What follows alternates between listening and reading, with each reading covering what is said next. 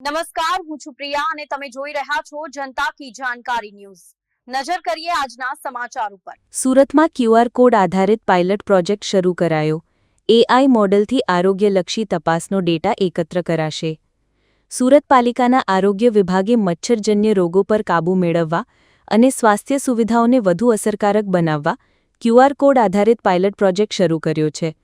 શહેરના 1378 જેટલા ઘરના દરવાજા ઉપર કોડ લગાવીને પરિવારોના ડેટા એકત્રિત કરવાનું કામ હાથ ધરવામાં આવ્યું છે।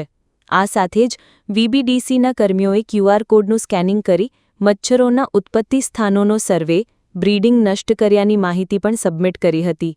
નાયબ આરોગ્ય અધિકારીએ જણાવ્યું કે કર્મચારી ક્યુઆર કોડનું સ્કેનિંગ લોકેશન પર હાજર હશે ત્યારે જ કરી શકશે, કારણ કે તેમાં જીઓ ટેગ સુવિધા છે।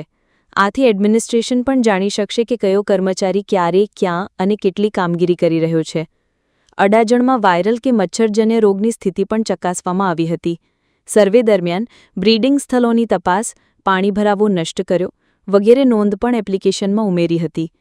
વધુમાં જણાવ્યું કે જ્યારે કોઈ વ્યક્તિના ડેટામાં બીમારીની નોંધ થાય છે ત્યારે રેપિડ રિસ્પોન્સ ટીમ દર્દીનો સંપર્ક કરીને જરૂરિયાત મુજબ દવા પણ પહોંચાડવામાં આવે છે। જે દર્દી આરોગ્ય કેન્દ્ર સુધી પહોંચવામાં સક્ષમ ન હોય તેના માટે ઘરે જ આ સારવાર આપવામાં આવશે। સમગ્ર ડેટાના આધારે વધુ કેસ નોંધાઈ રહ્યા છે તેના મોનિટરિંગથી તાત્કાલિક અસરકારક પગલાં પણ લઈ। રિપોર્ટર સુનિલ ગાંજાવાલા, સુરત। આપણે કાર્તિકનગર અડાજણ વિસ્તારમાં છીએ। અહીં યુનિક ક્યુઆર કોડ લગાવવામાં આવેલા છે, જેમાં લોકોના ઘરોમાં આપણે તપાસ કરી રહ્યા છે। પાણીના ભરાવા હોય કે મચ્છરજન્ય પરિસ્થિતિનું નિર્માણ થયેલું હોય, બ્રીડિંગ મોસ્કિટોના હોય તો એમાં આપણે સર્વે કરી રહ્યા છે અને જંતુનાશક દવાનો છંટકાવ કરીએ। આપણે જૂનમાં સ્ટાર્ટ કરેલું છે આ કામગીરી, જેનાથી આરોગ્ય કર્મચારી જે તે વિસ્તારની મુલાકાત લે છે તો જે તે ઘરમાં કોઈને બીમારીના કે તાવના લક્ષણો હોય તો આપણે તાત્કાલિક એની ઓળખ કરી શકીએ છીએ। મચ્છરજન્ય પરિસ્થિતિનું નિર્માણ થયેલું હોય તો એ પણ એમાં એન્ટ્રી હોય છે, જેથી અલગ અલગ મોનિટરિંગ કક્ષાએ એનું મોનિટરિંગ ઇઝી થઈ જાય છે અને ત્વરિત થાય છે।